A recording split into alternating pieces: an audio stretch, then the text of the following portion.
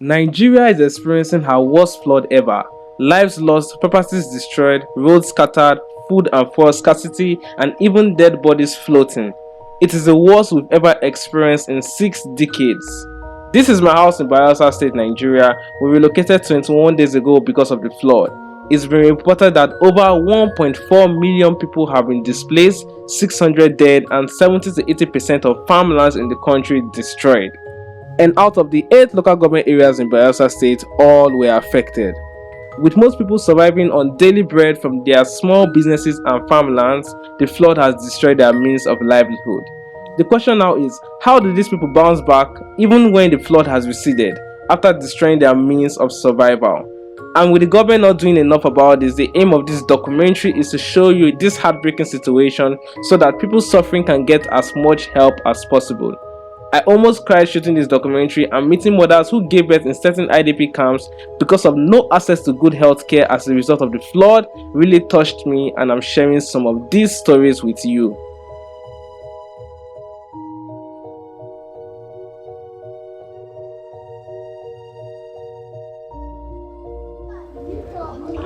Make the water go and beg, make I go stay for house. Oh, I don't tire now. Oh, with sweat. Oh. How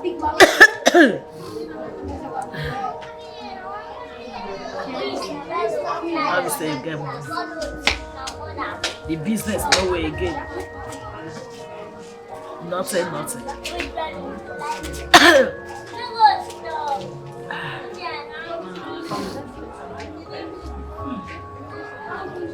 No, I need to cry. I just the tick of the heart. I dey suffer for the water.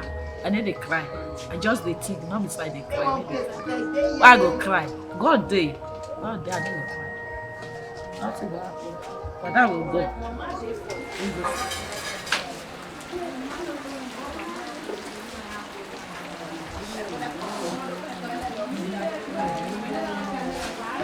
My name is Sonia Raphael.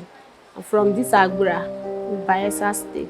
The flood we take and say na play because the way my house they are not expecting the flood will enter. So I just come out go market, come back, come see say water don't enter everywhere, and it no easy. I don't know say the flood will even pursue me come off. I got nowhere to stay for the first time. When we come, save nowhere to enter. So I just manage the house with my husband. Even my children, if I send them come out, because nowhere to stay, to where to cook, serve no day. Gonna fire the use cook. So one night when we wake up, the flood already they soak our foam. We still use block, raise and up because nowhere to go. Before my Labor Day when I finally come here, the flood don't really spoil all my things. I've been sell small things for table, like all these mangi things. Then they use they survive. Then my husband they build house, they mold block, and so we they use survive before the flood come. I'm doing this oil business. I'm the mama that you are hearing the name of Mama G. Niger Delta Red Oil Bayelsa State. I'm the mama. But during this water, no way. See, everywhere is water here. Oh yeah, water. See my house. Everywhere, water don't take. So, no way for me. So, since I'm praying, may God make the water go so that from there. And this business is helping me, you know now, to take children, train the children, feeding, everything. Even the one who no go school safe, putting them for handwork. Many things this business is helping me. But during this water, there is no way for me. I'm suffering. To eat na problem. To eat, cook na problem. Nowhere to cook, nowhere to do anything. See the banger, they inside water, nowhere at all. And he said that this area is like the highland of Agbara community, and it's just so heartbreaking to see this happening. The problem I have now is that how do people recover? How did they start recovering from this? How did they start recovering from all this loss?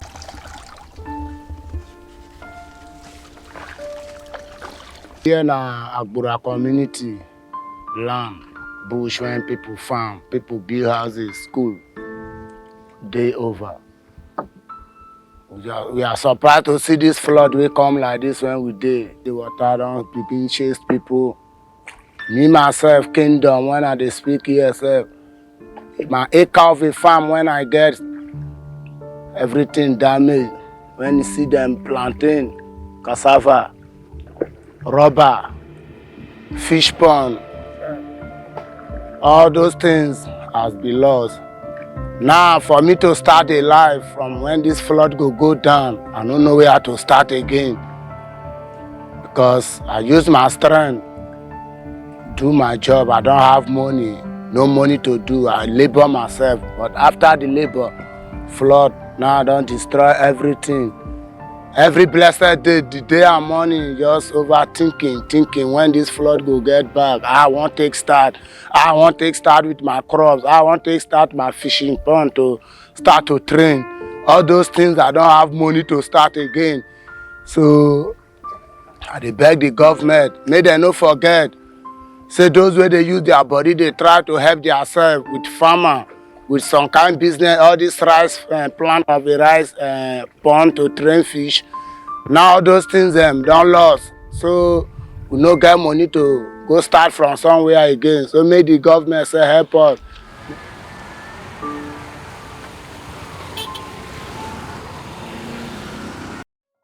My name is Sagani, a designer. This is where I was using for my business in my shop. So, and now before the flood, I have machines and I also have customers, and I have workers. I also have apprentices. Understand? So after the flood, so everybody dispatched and nobody comes around again because of the flood. And if you can see now, this flood now has affected my business big time because there's no way I can make a living or sew clothes again. Since 3 weeks now, I've been idle, no work, no money. The one we had before we spent it because of the flood, just to save our life, understand? And you can imagine no food, no work, nothing. So imagine how we'll be feeling, and imagine how we'll be feeling, understand? So I really want to help, at least if someone can come for aid, mostly me, my business, so that I can recover those things that I've lost. Okay, so let me take you to where I'm sleeping, my self-contained for now.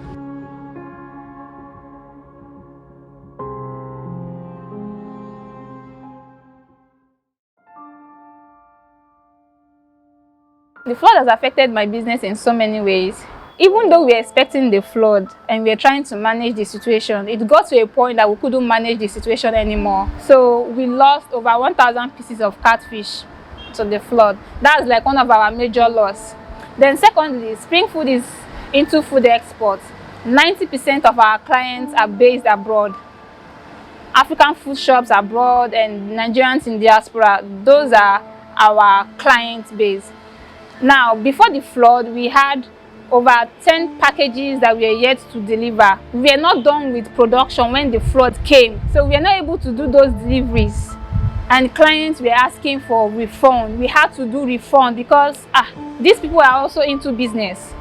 Most of those buyers are into African food shops abroad, so they needed these supplies and we couldn't deliver, so they had to ask us for refund, and we refunded a whole lot. Over 2 million plus was what we refunded to customers during that period. The flood affected so many businesses.